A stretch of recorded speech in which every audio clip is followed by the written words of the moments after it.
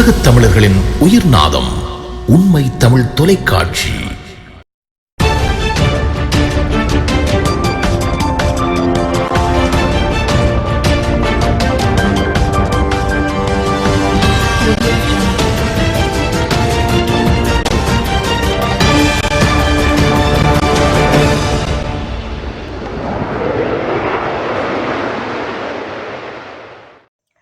ஸ்ரீலங்கா சுதந்திர கட்சிக்குள் நிலவும் உள்ளக பிரச்சினைகளை தீர்ப்பதற்கு தமது ஆணைக்குழுவுக்கு சட்ட ரீதியான அதிகாரம் இல்லை என தேர்தல் ஆணைக்குழு தெரிவித்துள்ளது.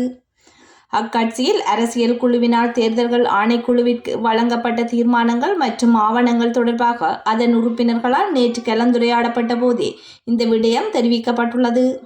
நிமல் ஸ்ரீபால டி சில்வா தலைமையிலான சுதந்திர கட்சியின் குழு ஒன்று நிர்வாக சபை கூட்டத்தை கூட்டி பதில் செயலாளர், தேசிய அமைப்பாளர் உள்ளிட்ட பதவிகளுக்கு உறுப்பினர்களை நியமித்துள்ளது. அதன்படி பதில் தலைவராக நிமல் ஸ்ரீபால டி சில்வா தெரிவு செய்யப்பட்டார். இதையடுத்து இதன்போது எடுக்கப்பட்ட தீர்மானங்கள் தேர்தல்கள் ஆணைக்குழுவிடம் கையளிக்கப்பட்டது.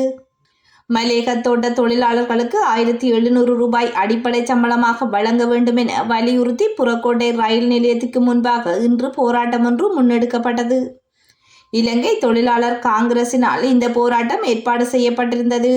போராட்டத்தில் கலந்து கொண்டிருந்தோர் மலையக தோட்ட தொழிலாளர்களுக்கு 1700 ரூபாய் அடிப்படை சம்பளமாக வழங்க வேண்டும் என வலியுறுத்தி தலையில் கருப்பு துணியை அணிந்தவாறு தங்களின் எதிர்ப்பினை பதிவு செய்திருந்தனர். மேலும் தோட்ட தொழிலாளர்களின் சம்பள பிரச்சினை தொடர்பாக கடந்த சில நாட்களுக்கு முன்னர் ஏற்பாடு செய்யப்பட்டிருந்த பேச்சுவார்த்தைக்கு முதலாளிமார் சம்மேளனத்தினர் வருகை தராதமைக்கும் இதன்போது கடுமையான எதிர்ப்பு வெளியிடப்பட்டது. இந்த போராட்டத்தில் பெருமளவான தொழிலாளர்களும் ஈதோகாவின் ஆதரவாளர்களும் ஆர்ப்பாட்டத்தில் கலந்து கொண்டனர். யாழ்ப்பாணத்திலிருந்து தற்போது தினசரி சுண்ணாக்கல் அழைக்கப்பட்டு இரகசியமான முறையில் திருட்டுத்தனமாக திருவோணமலைக்கு எடுத்துச் செல்லப்படுவதாக தமிழ் தேசிய கூட்டமைப்பின் நாடாளுமன்ற உறுப்பினர் சிவஞானம் ஸ்ரீதரன் தகவல் வெளியிட்டுள்ளார். நேற்று இடம்பெற்ற யாழ் மாவட்ட ஒருங்கிணைப்பு குழு கூட்டத்திலேயே இதனை ஸ்ரீதரன் குறிப்பிட்டுள்ளார். இது தொடர்பில் அவர் மேலும் தெரிவிக்கையில், காங்கேசன்துறையில் இயங்கிய சிமெண்ட் ஆலைக்காக சுண்ணக்கல் அகழ்ந்த பிரதேசங்களான காங்கேசன்துறை, பலாலி தெற்கு ஆகிய பகுதிகளில் உள்ள பாரிய இரு குழிகளும் இன்று மூடப்படாமல் இருக்கின்றது. ஆபத்தான நிலையில் குடிமனைகளின் நடுவே இந்த குழிகள் உள்ளன. இந்த நிலையில் தற்போது புத்தூர், மாதகல், இளவாலை பகுதிகளில் சிலர் ரகசியமான முறையில் சுண்ணக்கல்லை அகழ்ந்து மூடிய பார ஊர்தியினால் எடுத்துச் செல்கின்றனர். இவ்வாறு தினமும் 10 முதல் 15 வரையான பார ஊர்திகளில் கற்கள் திருகோணமலைக்கு எடுத்து செல்லப்படுவதற்கு எந்த திணைக்களமாவது அனுமதி வழங்கியதா எனவும் அவர் கேள்வி எழுப்பியுள்ளார். இதேவேளை அதற்கு பதிலளித்த புவிச்சரிதவியல் திணைக்களத்தை சேர்ந்த மயூரன் அவ்வாறான எந்த ஒரு அனுமதியும் வழங்கவில்லை என தெரிவித்தமை குறிப்பிடத்தக்கது. அபிவிருத்தி உத்தியோகத்தர்களை ஆசிரியர் சேவைக்கு ஆட்சேர்ப்பு செய்வதற்கான போட்டி பரீட்சை 2023 ஆண்டு மார்ச் 25 நடத்துவதற்கான அனைத்து ஏற்பாடுகளும் செய்யப்பட்டிருந்த நிலையில் அபிவிருத்தி அதிகாரிகளின் குழுவினரால் 4 அடிப்படை உரிமை மனுக்கள் உயர் நீதிமன்றத்தில் தாக்கல் செய்யப்பட்டதாக கல்வி அமைச்சு தெரிவித்துள்ளது. அதன்படி 2023 மார்ச் 23 போட்டி பரீட்சை நடத்தப்படுவதற்கு முன்னதாக உயர் நீதிமன்றம் பிறப்பித்த இடைக்கால உத்தரவால் நடைபெறவிருந்த போட்டி பரீட்சை இடைநிறுத்தப்பட்டுள்ளது. இந்த மனுக்கள் தற்போது உயர் நீதிமன்றில் நிலுவையில் உள்ளதால் உயர் நீதிமன்றத்தின் தீர்ப்பின் பிரகாரம் அபிவிருத்தி உத்தியோகத்தர்களை ஆசிரியர் சேவைக்கு ஆட்சேர்ப்பு செய்வது தொடர்பாக மேலதிக நடவடிக்கைகளை மேற்கொள்ள எதிர்பார்த்துள்ளதாக கல்வி அமைச்சு தெரிவித்துள்ளது. கிளிநொச்சி ராமநாதபுரம் பகுதியில் ஆணொருவரின் சடலம் மீட்கப்பட்டுள்ளது. ராமநாதபுரம் போலீஸ் பிரிவிற்குட்பட்ட குறித்த பகுதியில் உள்ள கிராம சேவையாளர் அலுவலக வளாகத்திலேயே இவ்வாறு சடலம் அடையாளம் காணப்பட்டுள்ளது. குறித்த சம்பவம் தொடர்பில் போலீசாருக்கு தகவல் வழங்கப்பட்ட நிலையில் போலீசார் விசாரணைகளை மேற்கொண்டுள்ளனர். குறித்த நபர் அதே பகுதியைச் சேர்ந்த கனகரத்னம் ரவிச்சந்திரன் என்ற 34 வயதுடைய 3 பிள்ளைகளின் தந்தை என அடையாளம் காணப்பட்டுள்ளார்.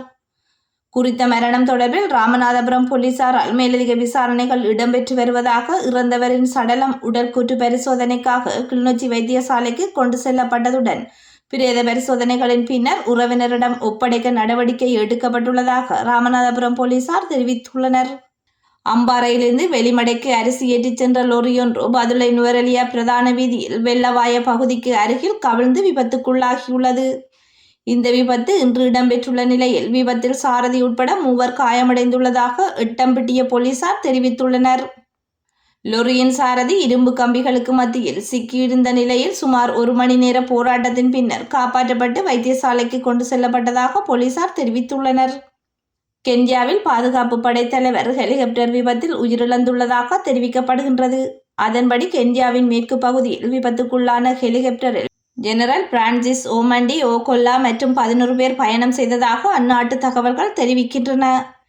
ஈரானின் குறிப்பிட்ட இலக்குகள் மீது இஸ்ரேல் இன்று தாக்குதல் நடத்தியுள்ளதாக தெரிவிக்கப்பட்டுள்ளது. இதனால் ஈரான் வான்பரப்பை தவிர்க்க சில விமான நிறுவனங்கள் தீர்மானித்துள்ளன என்றும் வெளிநாட்டு செய்திகள் தெரிவித்துள்ளன. இதேவேளை இஸ்ரேல் தாக்குதலை நடத்தினால் மோசமான எதிர்வினை உடனடியாக ஆற்றப்படும் என ஈரான் வெளிவிவகார அமைச்சர் எச்சரித்துள்ள நிலையில் இந்த தாக்குதல் நடாத்தப்பட்டுள்ளது.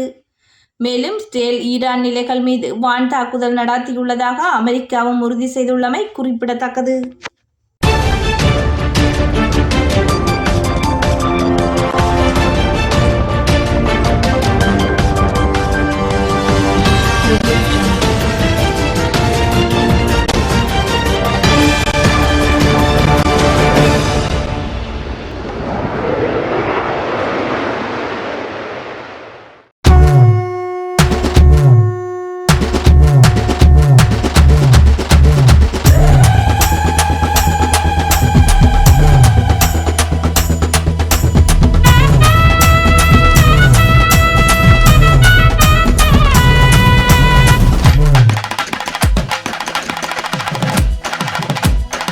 உலகத் தமிழர்களின் உயிர்நாதம் உண்மை தமிழ் தொலைக்காட்சி.